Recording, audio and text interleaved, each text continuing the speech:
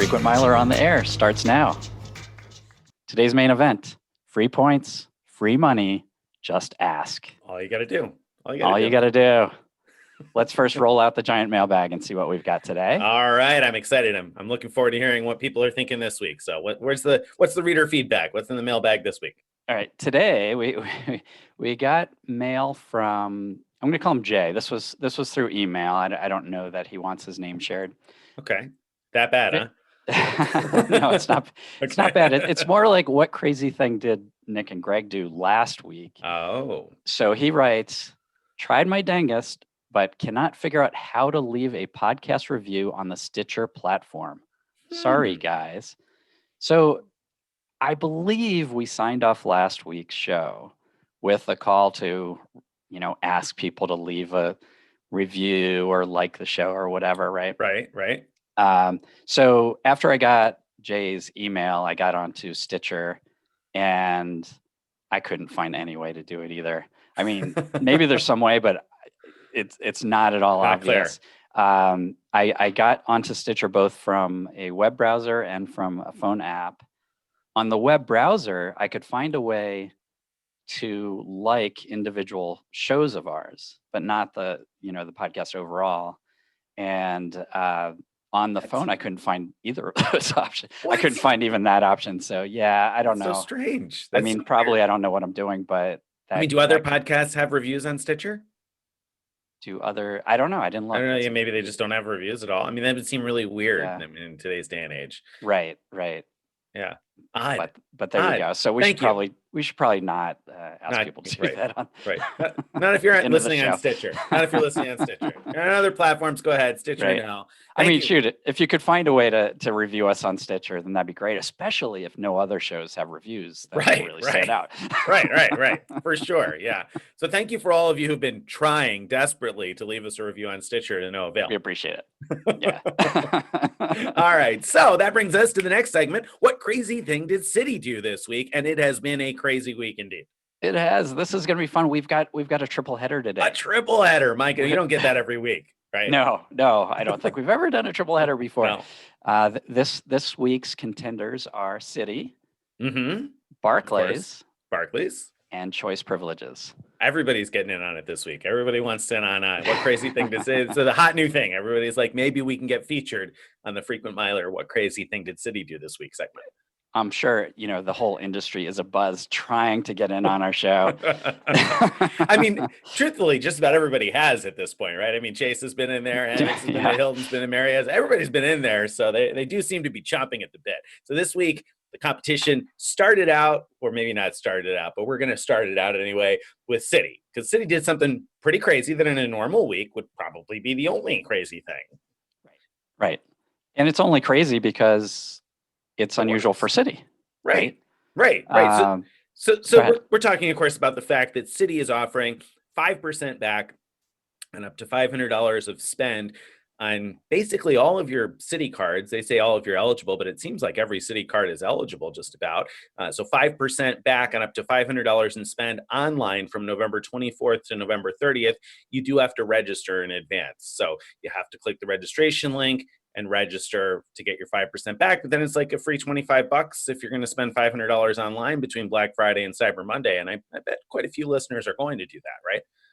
Right. I mean, it's an easy win as long as you can keep track of, which cards you've spent money on and everything. If you're going to spend more than 500, then, rotate through your cards and get the easy money. And this is on top of the usual points or other earnings you get from your card. And on top of other promotions, it should stack with things like Citi Prestige offering 5x for online purchases and a lot of cards get targeted offers from Citi all the time. It should stack with all of them.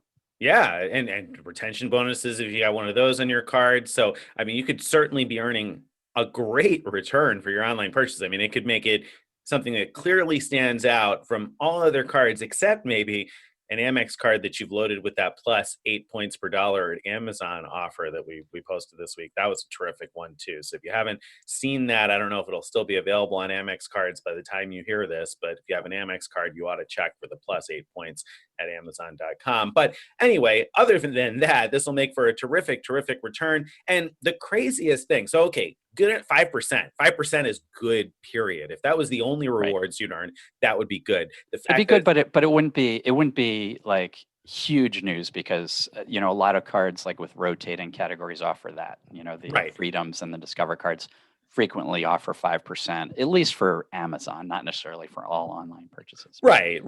But that's still notable. People that have those cards make sure that they spend on those because that's the best return you're going to get. So yeah. I mean, 5% as a return is terrific. And the fact that it stacks on top of your earnings, I mean, hello, great deal. The crazier thing is that they created a registration website that actually works. I was able to register all of our Citi cards. You, Greg? I was, but saying it actually works is a little bit extreme. So didn't take it that far. No, so my experience was when I first went to the registration page, it only showed my 2 bank accounts with Citi, and there were no offers. Like you have to pick your card from a drop down, and then it shows you this offer that you could register for, and it didn't show any. So I tried from another browser, and this time 2 of I think I have like 5 or 6 Citi credit cards. 2 of them showed. When I picked one of them and registered, then the others magically showed up. Yeah. So never mind. It's still Citi's usual mayhem. We're getting a lot of comments in the post about I wasn't eligible to register, and I tell people try again, try another browser. Right. It will work eventually. The other kind of crazy thing is, that they sent out emails to people, not yet to everybody, not yet for all cards, but it seems to be coming, and they still have a few more days from when we're recording this to get it out to everybody before the bonus starts. Right. So that's crazy, but here's sort of a nuance that's the usual Citi crazy, which is that if you click it gives you like 1 click to register. You don't have to sign in. So it's very different from the link we posted, because link we posted, you have to sign in, pick your card, and then register.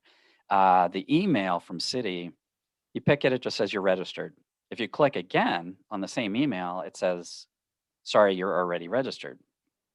The only reason that's all weird is that people were worried they had already registered through the link we had posted, and they didn't get the message when they first click on their email. They didn't get a message saying you're already registered. So then they started questioning, were we really registered when we signed up through the link that we posted? Yes, you are really registered. You could go to your online Citi account and go through your offers. You should see it there. But it's so 50% usual Citi functionality. Usual Citi. Yeah, exactly. No sense in going more than halfway on something. So so they cut things a little short, I guess. But they are emailing people before the promotion begins. Registration has begun, of course, already, but before the actual 5% begins, which is that's huge. I mean, for Citi, that's new for them. That's wonderful. So we won't complain too much about Citi. So all right, so Citi got a little crazy. If you got Citi cards, register those 5%. Hello, come on, take it. It's great. Yes. Right, easy money. So all right, so then not to be outdone by Citi, Barclays got really crazy this week, right? This has got to be, if we're gonna have crazy thing of the year awards, right? Which we should do. We should. Definitely should. This has to be the leading favorite going in. So whereas we've been talking for weeks now about credit card companies offering great new sign-up bonuses, and Barclays is like, we've got you beat. We're going to give you a great offer for just having the card, and no new sign-up required. We're going to give you 60,000 points with only $3,000 spend, and just because no strings attached. They were like, we're going to give you a sign-up bonus, but here's the catch. You don't need to sign up for a new credit card. You're like, wait, what? I don't understand something here, Barclays. Right. I don't get it. But yeah, I mean, so tons of different Barclays cards got that offer. Now, there are some different versions of the offer. So some people got different things. Some people got 10x on up to 1,000 spend for each of the next 3 months. So that'd be a total of 30,000 points, bonus points. And when I say that, it's on a wide range of cards. We've had people reported on Aviator, Wyndham, Choice, Arrival, like you name it. 10 of whatever those points are per dollar for 3 months. And then a lot of people, not quite everybody, but a lot of people also got a bonus if they spent the 3,000, 1,000 each of those months, they would get an additional 30. So for a total of 60,000 points for 3K spend, like Greg is saying, which, I mean, 60,000 American Airlines miles, 60,000 arrival points. I mean, that's just amazing. Who would have for existing cardholders? What?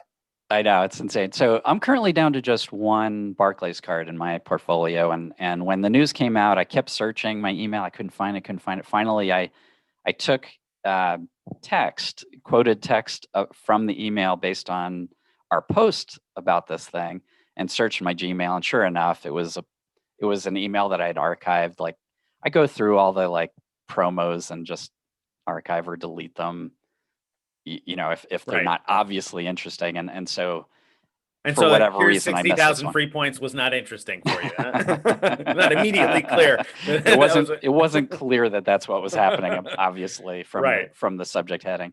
So I'm glad I found that I was targeted.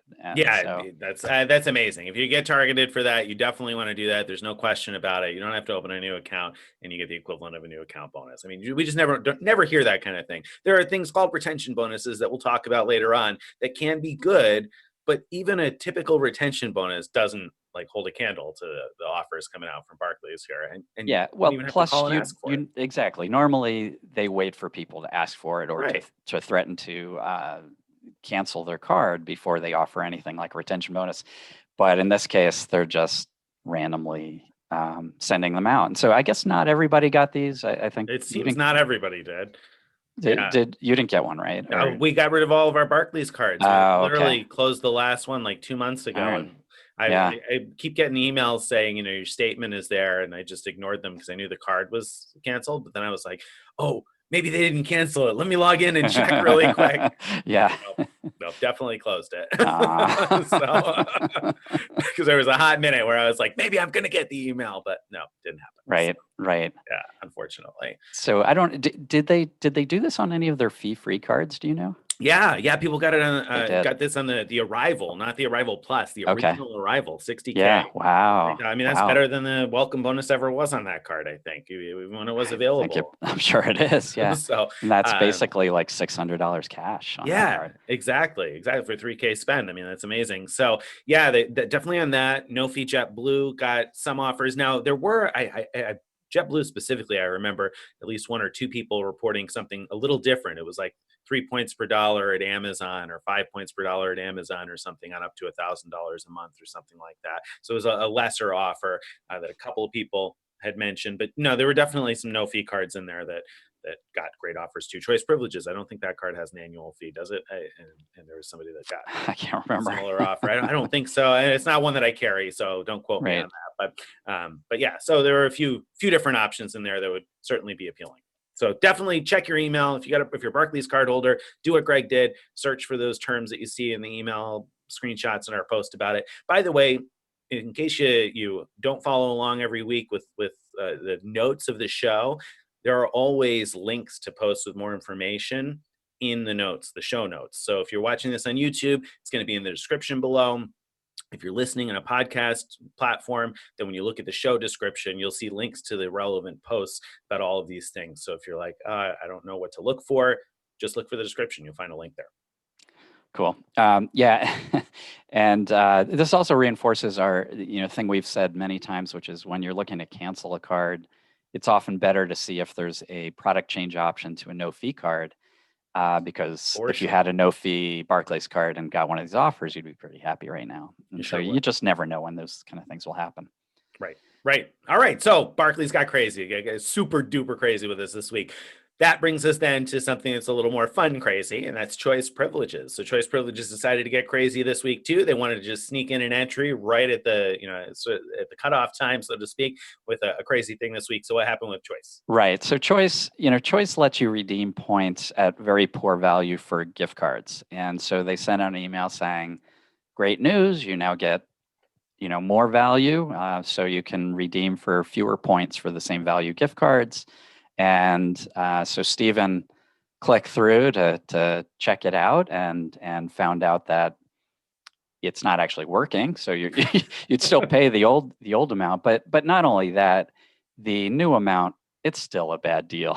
So, Right. So, to advertise a bad deal and then not actually have it working is pretty crazy. That's pretty crazy. Hey guys, you can get a terrible deal here. Click through, and then you click through, and you're like, "Wow, that's not even as good as the deal that they advertised." Right. I mean, to their credit, maybe the tech people who had to implement it were like, no one's going to click through this. This is a terrible deal. Right. Why should we bother? Very well be. That could very well be the answer. They said to the marketing people, yeah, we got this. we know how many people are clicking through on this. Don't worry. So if you get the email from Choice Privileges inviting you to spend 6,000 points for like a $50 gift card or something, A, you don't want that, and B, it's not even working. So, or at least it wasn't when we recorded this. Maybe somebody called the tech team after they heard that they made the What Crazy Thing segment on Frequent Miler. Maybe somebody called the tech team in the time between that and when you're listening, but probably not. Probably not. So speaking of Choice, that brings us to Mattress running the numbers, because Choice Privileges also has a deal out this week, just for a couple of days. In fact, another day, I think, after this podcast publishes. So you have to make a move on it very quickly. But if you register by November 22nd, not register, excuse me. If you book by November 22nd, they have a promotion up. That is pretty soon. That's like Sunday, right? So if you book by Sunday, November 22nd, for a stay at an all-inclusive, now they list the all-inclusive brands that qualify. It's basically like Mexico, the Caribbean, so they have a number of different places that qualify. So if you book one of those all-inclusives through Choice and you spend at least $500 on your booking, then you'll get 70,000 Choice Privileges points. So wow, 70,000 points. $500, 70,000 points. Are there properties that cost only $500 for the required time periods and everything? So they have had a similar offer for 50,000 points going for a while. And when I originally wrote about that, I found some properties that were just a little over 500, maybe I think 546 is the number that sticks out in my mind. I looked at the same property now for a number of dates, and I was looking at like 614. So I didn't search really hard to find something at 500, but I was looking at 614 for 3 nights all inclusive and 70,000 points, which at that price would be like, I don't know, I think 0.87 cents per point you'd be paying and getting an all-inclusive stay along with it. If you can find something closer to the $500 mark, then it comes out to a cost of 0.71 cents per point if you were looking at it as you were just buying the points and not caring about the stay. Of course, you do have to stay if you want to be able to get the points, because the points don't get awarded until after the stay. So first question up, is that mattress run worthy? I mean, would you go to Mexico for a Mexico mattress run or something for one of these all-inclusive resorts to pick up 70,000 Choice points on the cheap? Yeah. So, well, I mean, if I didn't, the answer is sort of easy in pure terms. Like if you didn't actually need or even want to stay 3 nights, like if you're really talking about a mattress run where you just go check in to qualify for the promotion but you don't even stay, then no, because you can buy Choice points indirectly for around that price by booking cash and point stays. As long as you have some Choice points, book a cash and point stay, and then you cancel it, and you end up buying points for, I don't remember the exact amount, but somewhere around. So, so that would be silly to do that for that. But if you're thinking about if you'd enjoy the stay, I mean, that to me sounds like a killer deal. That if you can book, I mean, I guess I'd want to compare the prices to other similar properties, and I'd also want to see that there's properties that I'd actually be excited about staying at. But assuming those things are true, that the prices are reasonable, and that I'd actually want to stay there, that's a mighty big carrot, 70,000 points. Yeah, I mean, it really is. And it's possible that there's a number of other pieces that go with it. And now here's where this is kind of flows very nicely. Possible that the same tech team that worked on that point promotion we talked about a moment ago was also working on this one, because it seems like they decided not to waste too much extra time on writing terms and conditions that fit the promotion that they're advertising. So when you click through the link from the email, which we have a link to this in the post, to the promotion. Right up at the top, you got that banner that says 70,000 points with a $500 booking, book by November 22nd, stay by December 21st, 2021. So you got to book in the next few days, but you can stay all the way through next December, which is a little misleading in itself because you can't actually book next December right now. But at any rate, that's the headline up at the top. But then when you scroll to the bottom to read the terms, it's all the terms from the 50,000 point offer. So it talks about getting 50,000 points after you make a stay of $500 or more. And when you actually go to book and you look at the rate details, it is all the information from the 50,000 point promotion. So it says you're going to get 50,000 points when you're in the booking process. The landing splash page says 70,000. So if you're going to do this, you have to have some faith that Choice is going to somehow remember you're supposed to get 20,000 points more than everybody else who booked this deal because you booked it during this very short window in November. Right. And is the 50,000 point deal, is a booking window closed for that deal? No, because they keep extending it. I hadn't realized this. Stephen Pepper's been updating it each week. So that 50,000 point deal right now has been extended for booking through November 30th, and they keep extending it. So I'm not even sure that'll end. So, I mean, you've had months already to book that 50,000 point deal. Good chance it'll get extended again. People will still be booking that. So how Choice is going to keep track of the fact that you booked the 70,000 point deal when no part of like the actual booking process is 70,000 points is beyond me. So I'm thinking if you're going to book this, you need to keep screenshots. If it works how it's probably intended to work, it's probably intended to be 70,000 points and the same deal as the 50,000 point deal that's been ongoing for a while, which would mean that you get the third night free, kids stay for free, a $200 credit towards a resort credit towards activities, which from what I hear is a little bit more limited than it sounds. So that's why we haven't talked much about that part of the deal. And then a certificate for a free night return stay, when you come back on your next day to get. Oh, yeah. I remember us talking about that you probably should just forget about the value of that unless you end up like just loving it and having the opportunity to go back. Exactly. So little questionable as to whether you'll actually get your 70,000 points. And I don't know for sure that the free night and the kids stay free and all the rest of those things are supposed to apply to the 70,000 point offer. For a moment, I was like, did they just bump it up to 70,000 points and take away everything else? Because I mean, that seems like something a smart marketing person might try. Sure. But apparently, something didn't get connected with the tech people. So it's a little bit dodgy. So let me ask you this. Yeah. Is there a chance that their errors will work in our favor? Are we going to earn 120,000 points by booking one of these? I mean, hey, give it a shot. Report back.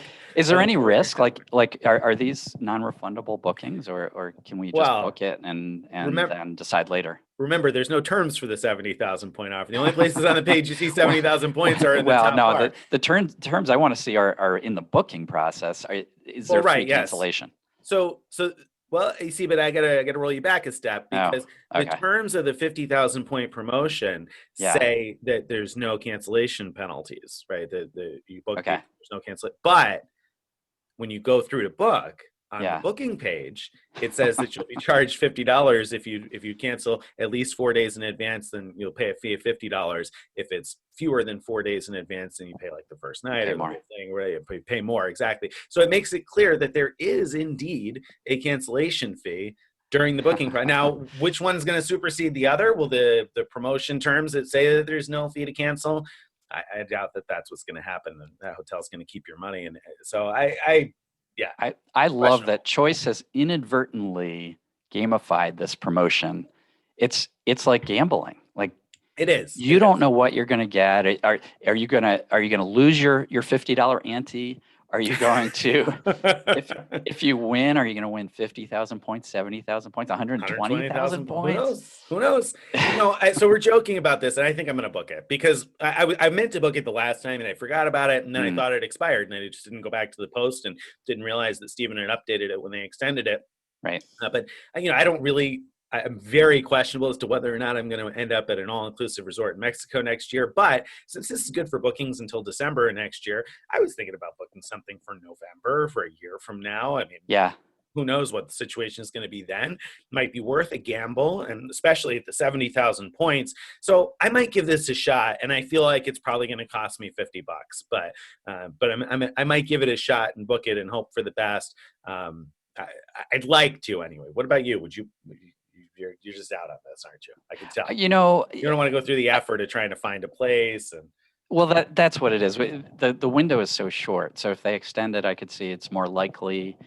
Or if I knew, like right now, like a nice property that someone had recommended, and if I was sure that there was no cancellation fee, then yeah, I would jump. I would jump on it for choice. But I'm not sure that I want to even throw away $50, especially like I would do it for blog research. But if you're going to do it, then the thing is, no reason for us both. I'm booking it a year from now, so by the time I know, I know it won't really help. Information for anyone. Well, but who knows? There might be other crazy choice promos, and we could say, well, we know from the past that they work this way. There you go. So I'll take one for the team, hopefully, and enjoy that. All right. So at this point of the podcast, this is where you're going to see my face freeze because my battery, if you're watching on YouTube, because my battery is just about dead. So I didn't realize that I wasn't plugged in. I didn't know you ran on battery. I don't usually. I just forgot to plug in. so he's an Android. Right. So this is where I'm going to freeze first. All right. So while he's frozen and kind of disappeared, let's decide where we should send Nick on his choice vacation. Should he go to Mexico or the Caribbean, or actually don't even know what all the choices are? So I think Nick and his family should go to somewhere nice in Mexico. You're back. Awesome, we're back. All right, back in business. So all right. So just real quick, if you're to do this promotion, which country are you gonna pick to? Probably Mexico. I mean, there's a number of different options. Probably All Mexico. Right. What did you guys pick? Did you pick something else? Well, that's what I guessed for you as when you were Very offline. Good. All right, so you see, Greg knows. I won that little game. Well done. Speaking of winning the game, there have been some big wins lately, and if you're looking for free money, for free points, all you have to do is ask, right? And you can get it. That's all you have to do. Win. It's it's been crazy lately. So first of all, Chase is literally giving money away if you call. I mean, not to everybody, it seems like. No. But I wrote about you wrote first about how people were calling up about their Sapphire Reserve card and getting either $150 or $250 just for asking. That was it. Just asking. And people were reporting a call time of like 4 minutes and 48 seconds kind of a thing, like super duper easy, just money in the bank, so to speak. Super quick and easy. And in the same post you wrote, some people mentioned getting money for the Ritz card, calling about the Ritz card. And so I called and sure enough, they gave me $150 for the Ritz card. And then I asked about my Sapphire Reserve and they gave me $250. And then I went on to ask him, can you check all my other Chase cards? Why not? Why not? While you're at it, you might as well just click around and free money you can dig up. Right. Every single Chase card that has an annual fee that I've had for more than a year, I got something That's crazy. back. That would be the crazy thing that Citi did this week, except Chase, obviously. That would be crazy normally. Right. But I mean, yeah, that's amazing. That's true. So how much did you get back altogether? Almost $600, something like $575. And how long did that phone call take? Well, it took 20 minutes, but the majority of the time was there were two chunks of time that weren't really related to getting that money. The first was I mentioned that I was considering canceling the Ritz card, and so the agent spent several minutes trying to convince me why I shouldn't cancel it, or I should product change to a lower fee card or whatever. And finally I realized, this isn't really, at least people who reported in didn't really report it as a retention offer. They reported as it sounded more like a courtesy because of COVID type of thing. And so I just ended up saying, all right, never mind that. I'm not going to cancel the card. But I've heard that people are getting, I heard someone got $150 back, and he's like, oh yeah, no problem, I can do that. And then the conversation mostly went smoothly until he looked at all my cards, including no fee cards, and he saw my United Mileage Plus card and started telling me how I could do better by product changing to the new no fee United card, which I can't remember the name of off the top of my head, but yeah, I mean, it's probably, it earns more points and has no foreign transaction fees, but both of which are, are lesser on the card I have. And anyway, so went down a little bit of a rabbit hole with him, asking him things that he doesn't know the answer to, like, does it give you the same, award availability that the card I have does? And, that was dumb for me to bring it up. I knew he wouldn't know the answer. On that one. Rookie mistake. Yeah, that was dumb. So finally I was just like, I had to say a couple times, never mind, I'm not going to do that right now. Let's basically get on with the money machine. Listen, let's just go to the ATM, buddy. All right. Enough of the small talk. Start withdrawing the cash. Right. But still, even with all that, 20 minutes from start. That's amazing. I think the most amazing part of the story with this Chase retention offer bit is that, like you said, people were just calling in and just asking, not even saying they were going to cancel the card, just saying, are there any retention offers available for this card? And that seemed to be enough for a lot of people. Now, it's obviously going to vary a little bit from agent to agent. There were some people said they had to get transferred to a specialist who then was able to give them the courtesy credit. But there were a lot of people who've reported just calling in and saying, hey, is there a retention offer available on my Sapphire Reserve card? And within a couple of minutes time, getting 150, 250 bucks. And when I saw that on the Sapphire Reserve, I had my wife call and see, because if the bank is handing out money, I mean, we'll take it too, I guess. So she called to see, and they looked it up and said no. And I thought, well, I wonder what the situation is in the Ritz. So I called on the Ritz next, and I also got a no, unfortunately. But then we had quite a few readers that reported success with that. And amazing that you were able to get it also on all these other fee cards, like your Marriott card, right? Yeah. So one reader, before I called, one reader had said that he was told to call between, I think it was 9 a.m. and 7 p.m. Eastern time. Which makes sense. Often we hear things like that it's sort of the daytime people that can give those kind of offers. So I'm wondering, with you and your wife, did you call? Yeah.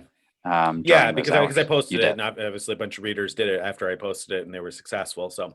Oh man, so you're just unlucky. Yeah. Just unlucky, I guess. I mean, I didn't try to call again. Sometimes these things are a hang up and call again. My wife asked me right away when she hung up. She's like, "Should I call again? There's a chance I'll get a different answer." And I said, probably not worth it. Probably not. It sounded like they were. So I saw your post, and I was like, okay, well, maybe we need to get back on the horn here and give it another shot. But because it might be worth it. So generally speaking, how does this work? So with Chase, it's been super duper easy this week. People just calling and asking, are there any offers, basically, right? And as you said, asking or adding too much extra stuff, like, oh, I'm hemming and hawing and thinking about canceling, or does it have this, or does it have it? Like, that's doesn't seem add extra necessary time at all. to your call, right? So we're not even going to mess with that dance for this. But typically, what is it like? You've done retention bonuses before, right? I mean, what do you usually say when you're hoping to get some sort of a retention bonus? Right. Usually, in order to speak to the people authorized to give you something good, you have to threaten to cancel, usually. And it's a little tricky because lately, if you threaten to cancel through the automated phone system, sometimes they'll just cancel you outright and you're done, game over. So make sure you speak to a real representative first and say, I'm thinking of canceling. I've even had like a Citi rep say, are you thinking of it, or you want to cancel? Like they apparently were trained not to transfer you over to the retention department until, you basically say, I do want to cancel. And so it's a little bit of a game there. And so, I kind of, in that situation, kind of made sure with the rep, I was like, I do want to cancel, but I want to speak with the retention rep to do so, something like that, to make it clear that I didn't want that rep canceling my card. So and then once you get the rep on the phone who has the power to give you retention offers, usually there's some kind of catch. Not always, but usually, Citi does things like like I just had this with my Prestige card. They said, we'll give you this many bonus points if you spend $4,000 a month for the next 3 months. And then, I sit there and type in, like, usually I have multiple versions of the offer or different offers. And so I type them all into my, like, a notepad, and then try to figure out which is the best one to accept. But that's a pretty big catch. That's a lot of spend, It especially sure compared to is. what Yeah, right, Barclays is doing. right. Right. So, but and others are more, I guess, sort of user friendly. Like Citi will say, you get 2 extra points per dollar for on up to X amount of Right, spend, right. and that's kind of nicer because then it doesn't, whatever you spend, you get those Yeah, points. yeah. So typically with Chase, again, with Chase this week, if you're gonna call in and try, it's not even worth going into the song and dance that I think I want to cancel. It's more so just, are there any credits available? I Right. mean, you might say, in light of the fact that I haven't been able to use the card very much this year, blah blah blah. Are there any courtesy credits available? Are there any retention credits available? Something along those lines. But more typically, when you call, Yep. if you're interested in doing this and you haven't done it before, then you'd say, I'm thinking about canceling this card. I want to see if there are any offers to entice me to keep it. Or, I wonder if there are any Hmm. retention offers available. Something like that will probably get you to the Right. retention rep. And with most banks, you will have to get transferred to a retention representative next. So it's not going to be the first person you talk to that gives you an offer. It'll probably be the second. Now, there's some exceptions there, but Right. generally speaking, that's the way it works. And then the next thing to know about this, if you haven't done it before, is what Greg just explained. Let's say you get an offer that says, okay, well, we'll give you this many bonus points if you spend $4,000 a month for the next 3 months. The next question you should ask is, are there any other offers available? Because we know with Right. Citi Right. specifically, there are often a couple of different offers. Right. Right. And um, sometimes it's almost embarrassing to keep asking. Like I've had times where they've offered something good, and then I said, "Is there anything else?" And they offer something better, and and I don't know. There's sort of a like a feeling like, oh, they're offering me something good. I shouldn't look a gift horse in the mouth, but I went ahead and said, can you just check? Is there anything else, just in case? And sure enough, there was like more. And so sometimes that happens. And so if you're willing to keep pushing it, who knows? Now, I didn't try that with Chase. It seems so great. I didn't want to say, Can you do any better? 250. Well, can you do better than that? Right. But that's essentially what I did with Citi when I've done retention calls. So, it's possible that would Now, is work that for them. something that the representative has some latitude on generally? Are they going to be able to offer you a little bit more? Usually not. Usually, like, at least with Citi and Amex, and I don't have as much experience with Chase, but they just, there's offers loaded into the computer, and they typically will just read one of them, and it depends on the rep. I've had reps who say, I'm going to read you, these 3 offers, but I know from talking to you, you're not interested in the, like, no interest fee offers, so I'm going to skip those. And that's great when you get a rep Right. like that. The other thing to know is, just like I did with the Chase cards, you can often, once you're speaking to that agent, you could say, hey, I have other Citi cards, or I have other Amex cards, who are, which whichever company you're talking to, and would you mind checking if there's any offers on those cards? And you don't have to. In all these cases, it doesn't have to be that your annual fee is due. That was going to be my next You question for can, people that aren't familiar with this. Do you have to wait until your annual fee posts, or yeah. around annual fee time, or whatever else, in order to do this? No, that's what's kind of weird. But no, you don't have to do it. There's some people who think, and it might be true, that you're more likely to get a better offer if your annual fee is due, but it's unclear to me if that's Right. the case. So you may even get them right in the middle of the year by asking. And Absolutely. now here's the next piece. So if you take one of these offers, and this is going to lead into Yeah. my question that's going to come after this, but if you take one of these offers, are you then locked in to keeping the card through the annual fee for the next year? Yeah. No, it depends. So, I think the Citi offers that I accepted recently when I did a retention call, I believe there was a requirement of keeping the card for a certain amount of time in order to get the offer. But in In the case with Chase, there's absolutely no strings attached. It's just, here's some money.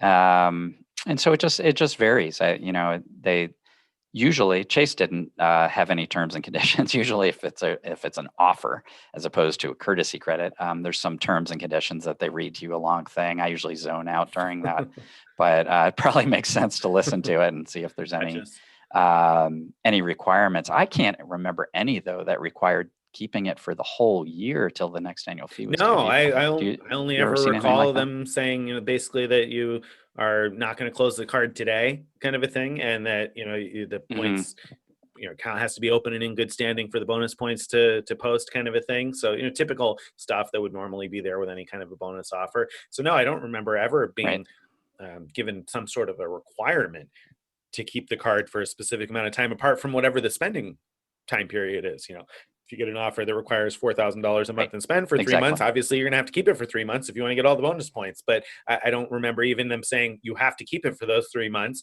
though I think probably in the disclosure somewhere there's like the bonus points might take 60 to 90 days to post or whatever, which is never really the case, but seems to always be there in the terms.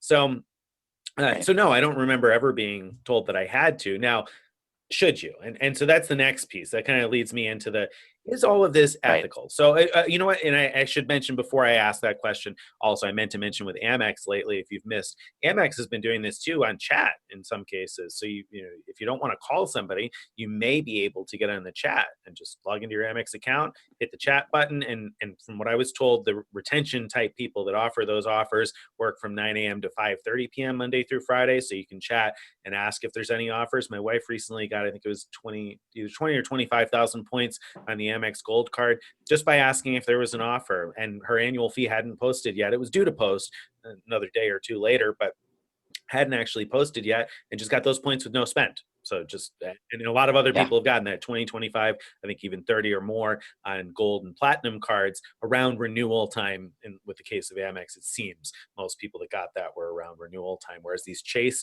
credits that you're talking about, for a lot of people, it wasn't even around renewal time. There are people whose accounts renewed months and months ago and were still able to get the credits. And with Citi, it could be mid-year oftentimes. But is all of this ethical? Like, if you think you're going to keep the card anyway, should you be asking for a retention offer? Should you be accepting a retention offer? Should any of us ask for this? Or is this just like, is this a bridge too far? Are we just being too greedy? Yeah, that's that's a good question. I don't feel like it doesn't feel unethical to me to ask, because we're not, we're being upfront about just saying, hey, are you willing to offer me some points or money? And they can say no. I mean, there's nothing there. I'm not tricking them in some way, right? So, well, I mean, if you say you're thinking about canceling the card, but you're not really thinking about canceling it, isn't that? Okay. You're being a little tricky there, aren't you? Right. That's true. That part is arguably unethical. Yes. Arguably unethical. So it is unethical. We've talked before about how everybody draws the line somewhere, and I totally respect anyone who says that's unethical to do, to lie about the reason you're calling. And I understand that. For whatever reason, I can't understand why I draw the line where I do. Like, I don't like returning things in order to earn points, but it doesn't bother me to call and do this. What about you? I don't find it to be an ethical dilemma either. And in part, maybe it's me fooling myself by saying that, by telling them that I'm considering canceling it. I mean, it's true. I'm probably going to keep it, but I'd be silly not to consider whether or not to cancel it. So I don't, maybe that's just me blurring the line to feel better about it and sleep well at night. But I don't feel like it's totally dishonest either. And on the flip side, the other thing that I think is a key piece of this is, it's the same as a welcome bonus to me. I look at it and say, and I say this to people that are like, oh, I don't want to do credit cards. I shouldn't do credit cards, blah, blah, blah. Despite these big bonuses. Now, if you don't want to do credit cards because you can't handle them, that's one thing. But if you're not going to take the bonuses, you feel guilty about that. I always say, if the bank thinks my business is worth X, who am I to say, no, it's not? Right. if that's what they're willing to pay, because that's what they see, as my value as a customer to them, why would I say no? I mean, it's kind of like if the boss offers you a raise, are you going to be like, no, I'm not worth that much, right? I mean, like nobody does Right. that, because that's just not the way life works, right? So if you call the bank and you say, hey, is my continuing business worth something to you? And they say yes, I don't really find that to be unethical. Like Greg said, obviously the bank has the option to say, no, we don't have any offers right now, or no, it's in not so many words, no, your business isn't worth anything more to us. You've already gotten your bonus, and we give you this every year. And that's, if that's not good enough, Right. then, thank you. It was a pleasure doing business with you, but, no, thanks. Which, to be totally clear, we do here sometimes. Of course, we all do sometimes. Yeah, yeah. Yeah. So I agree. I don't find it an ethical dilemma personally at all. And I don't feel like banks aren't scraping the bottom of the barrel. They aren't like, struggling to survive. Right. So we're agreeing it's not an ethical dilemma, but it's probably, it's probably unethical to some degree. Yes, and I, like you, Greg said, I respect on the 0 to 10 scale. It's somewhere right. And I'll say, if you don't want to do it, that's fine. That's your business. That's your prerogative. If you don't feel good about it, don't do it. I mean, like Greg always says, when we talk about that line that isn't always clear, if you don't feel comfortable with something, don't do it. So if you don't feel comfortable asking, exactly, don't let me twist your arm into doing it. But at the same time, I don't feel particularly bad about accepting the free stuff that the bank is giving out. So speaking of not feeling comfortable asking, there is one aspect to it, and I think this will highlight something that a lot of people are probably wondering about. Some banks will give you retention offers on fee-free cards. So we've heard that recently from both Amex, and I've had that happen many times with Citi cards. And that's something I've always felt. I've had a hard time saying, hey, I'm thinking of canceling this, because like there's not a good reason, other than I'm trying to, I guess, reduce clutter or something. But that said, once I have an agent on the phone about other cards, I don't usually have much trouble saying, well, can you check this other card? And that could include fee-free cards. Right. And when they give those offers, so I don't know how the economics of all this works out for the bank. I'm not an economist. I'm not an accountant. So I don't know how it all works out. I have to imagine in some cases when they're giving you these bonus points, that's not a win for the bank.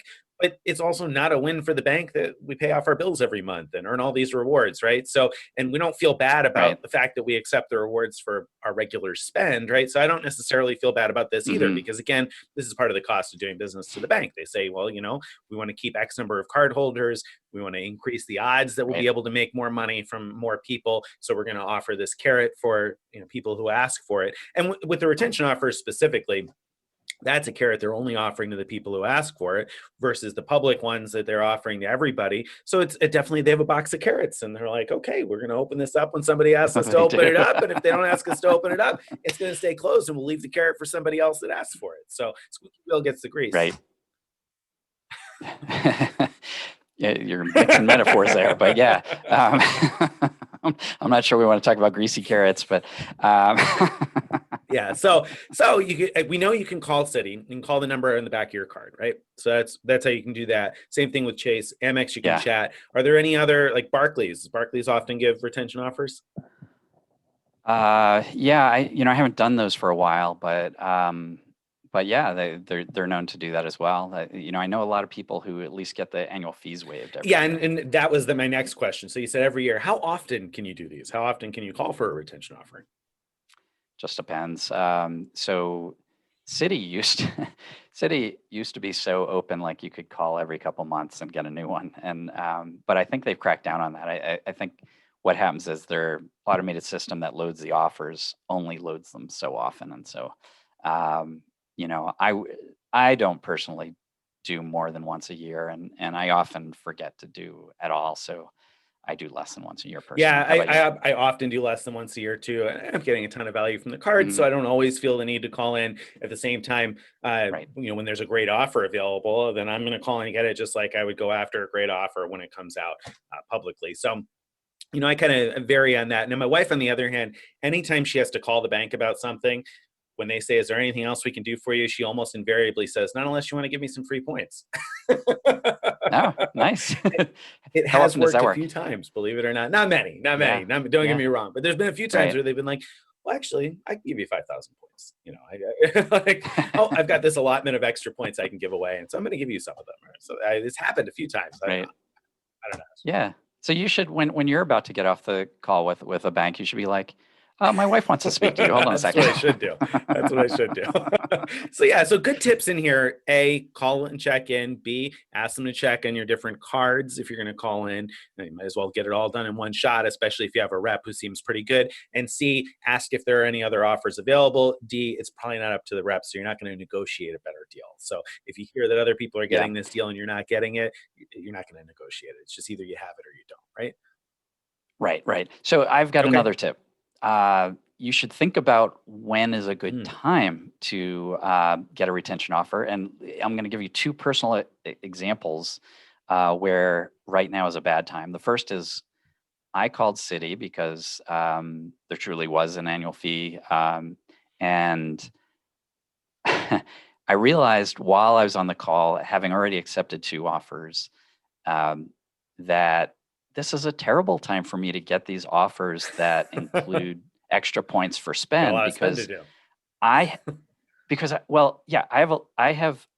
have that +3 offer from Amex where my Amex card gets an additional 3 membership rewards points for all spend, and that's where I want my spend to go. And so it was dumb of me to trigger like a +2 offer now when they overlap. So I should have waited on Citi till I was done with the Amex thing. That's good tip. The other one is with Amex itself, which is, some of the things that I'm buying with the +3 offer.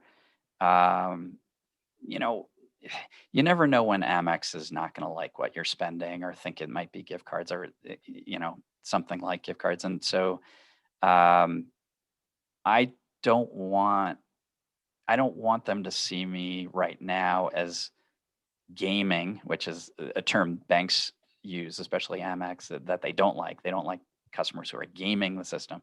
I don't want them to think I'm gaming the system. And so I think asking for a retention offer right now might just be poking the bear at a bad time. So wait till the +3, points all post and a little bit later, then maybe. Well, there you go. So that might be a good tip. Might be a good tip for them. So, but on your other non-Amex cards, as good a time as any, perhaps, to call in, if you have that +3, like Greg said, then you probably don't want to divert any spend away from it. So in that case, you would wait until the 3 months of that is up, right? So that would be a good strategy, smart strategy. All right. Good stuff there. So that, I think, brings us to the question of the week. Or no, post-roast, rather. Post-roast. Post-roast. Post-roast this week? I think you probably do. So you wrote a post, stop sleeping on the Cash app. Right.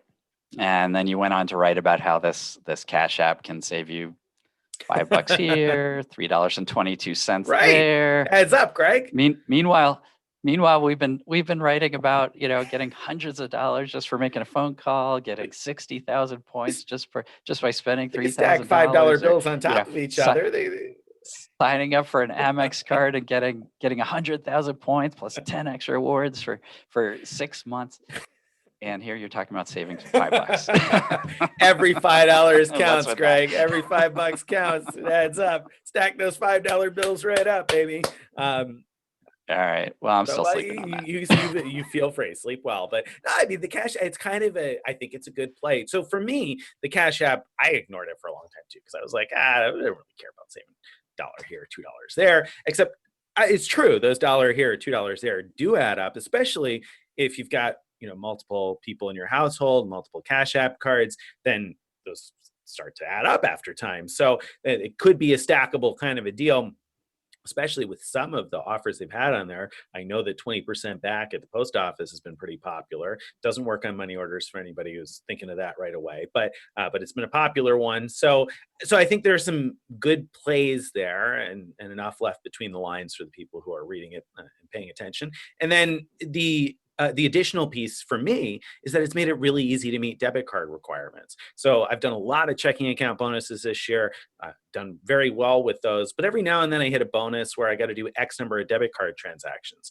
And so I've been carrying a debit card with me so that, like, if I stop at a convenience store and I buy a drink for $2, I'll buy it with the debit card so that I knock those transactions out, but don't really sacrifice much in terms of rewards, which is true. But of course, I do have to carry the debit card, B, sacrifice some rewards. I mean, and the Cash App makes it such that I don't have to do either of those things because I can load the Cash App multiple times, $1 here, $5 there, $6 there, or whatever, in order to meet the number of debit card transactions that I've got to do for the bonus, and then earn a bonus on that money, earn 10% back in some cases, 15% back, 20% back, better rewards than I would on a credit card with the debit card purchases that I have to do anyway. So, and if you're if you're listening to this, I'm sure you're not a Dave Ramsey, no credit card person, but if you were that kind of person, Cash App would be terrific for you because, I mean, you get as good or better than credit card rewards, at least in some cases for some merchants. It varies by region, blah, blah, blah. But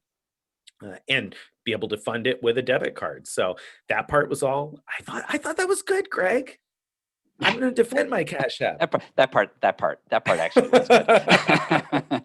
When I got to that part of the post, I was like, oh yeah, all right. There's some use here. The part about scaling up with lots of these Cash App cards is I get it, but at the same time, like, the thought of having to juggle like all these logins and everything and keep track of which one I've spent the money at a grocery store at or UPS or whatever at, it just sounds painful to me. And so it's not something I want to spend my time on, but I could definitely split tender at like Lowe's in order to get, multiple Chase offers before, something like that, probably, right?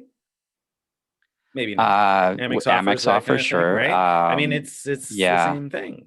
It's just, except that the Amex, you like one login. Okay, so you got to juggle multiple logins. That's the downside. You do have to juggle that and keep track of which cards you have. Yeah.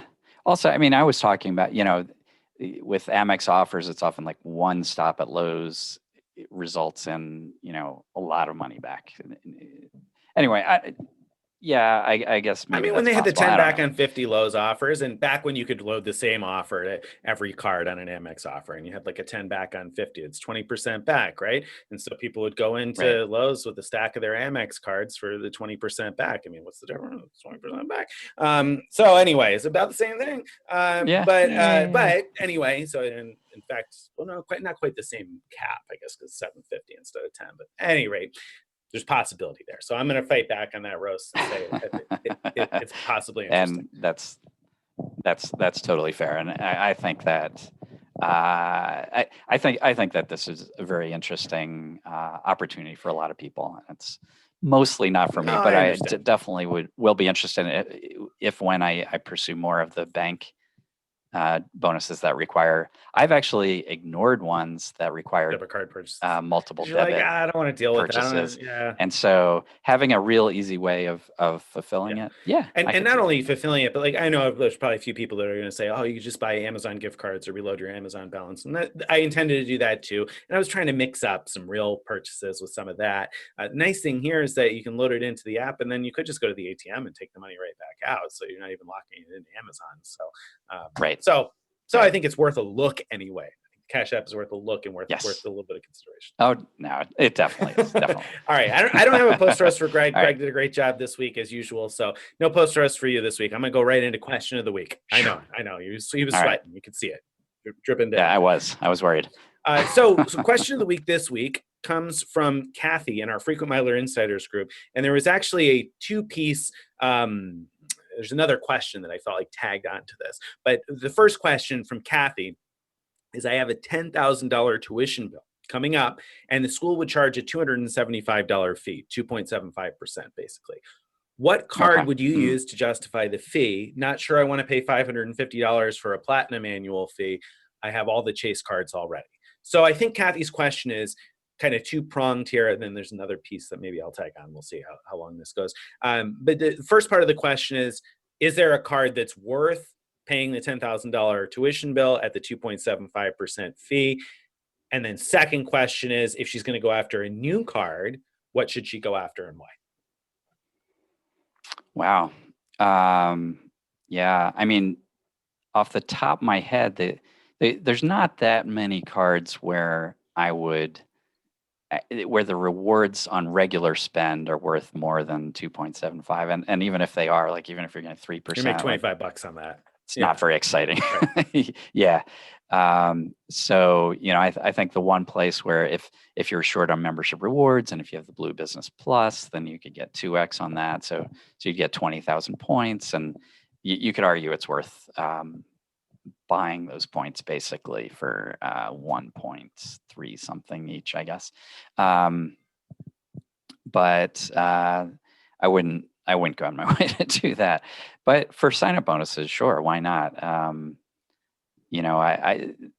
I don't think like there's not necessarily a single card that pops in my mind as like the right answer, because there's so many good sign up offers out there, and it kind of depends on what you value. And so, the JetBlue offers, for example, the 100K points for I don't remember what the spend is, Yeah, something low 3,000, like that. Yeah.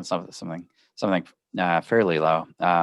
You could get 2 or 3 offers like Right. that, and use up the 10,000 spend, assuming it doesn't have to be all done at once, which in my experience, paying tuition, you don't have to do it all at once. So, yeah, I mean, I would just look if it was me, I'm serious. I wouldn't just go by like what's off the top of my head is best. I would look at our best offers page, see what's most valuable that I can qualify for, and what I would value. If you don't value JetBlue points, skip that.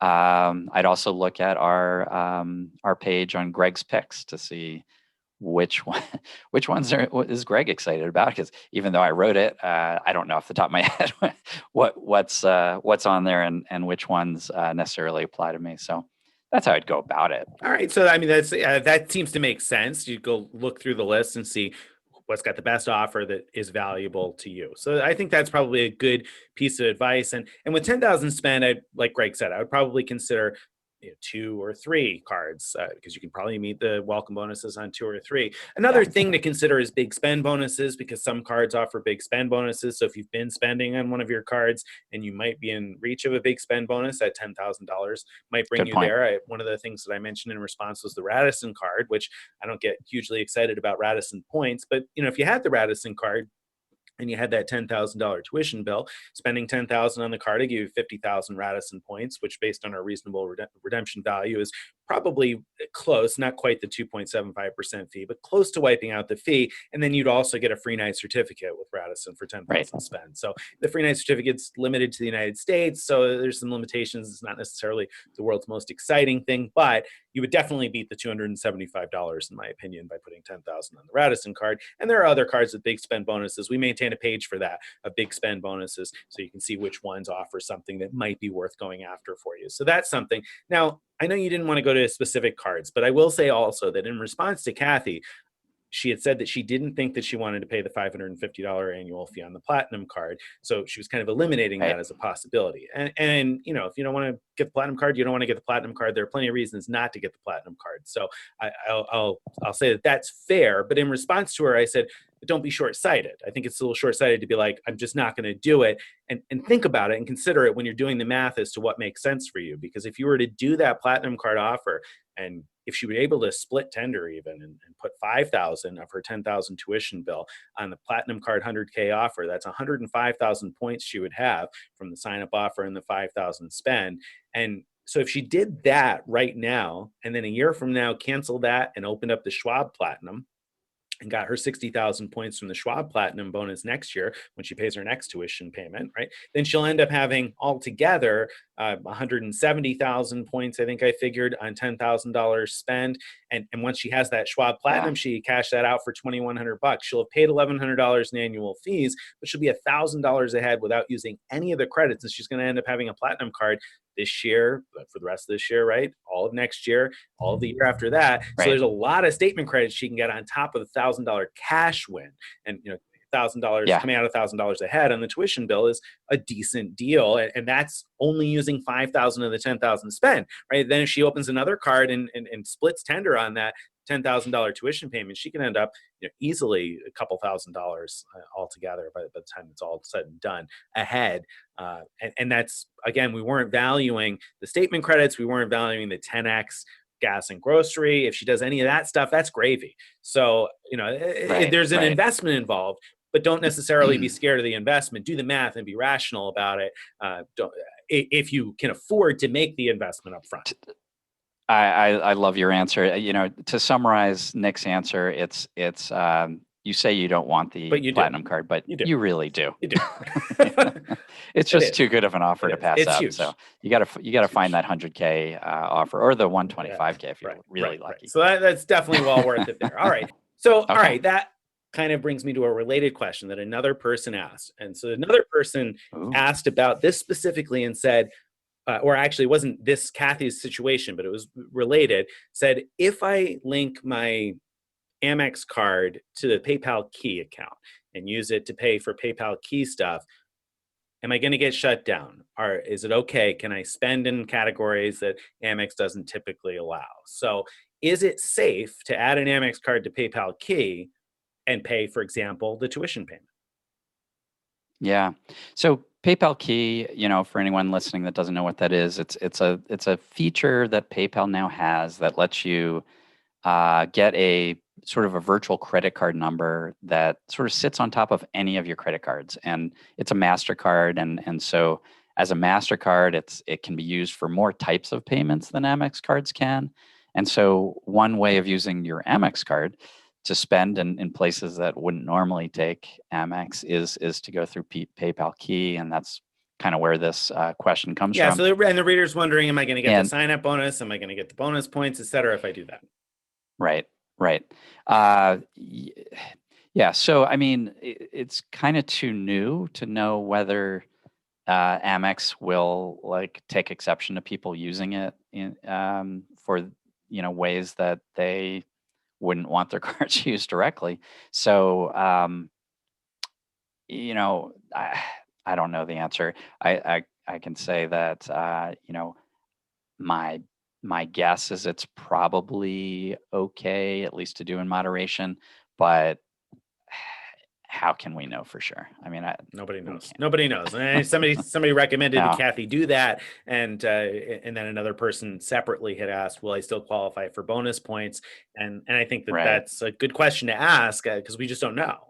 It's too early to know, and really it'll be too early to know for a long time because Amex has clawed things back pretty far back in the past. Over these last couple of years, they've stretched back months. I mean, sometimes 6 months or more.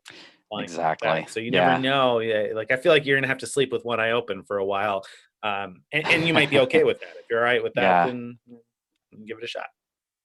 So if you've enjoyed what we've been talking about, you want to get on our email list, you want to join our Facebook group, follow us on Twitter and all that stuff, go to frequentmiler.com/subscribe. Again, that's frequentmiler.com/subscribe. So you can get all of our posts via email and follow us on social media. Thank you guys very much for being out there listening with us this week. If you're watching on YouTube, make sure you hit subscribe, leave us a comment, leave us some feedback. If you're on Stitcher, hey, I appreciate the effort. All right. But and if you figure out how to leave a review, and let us know afterwards. Thank you very much. Right.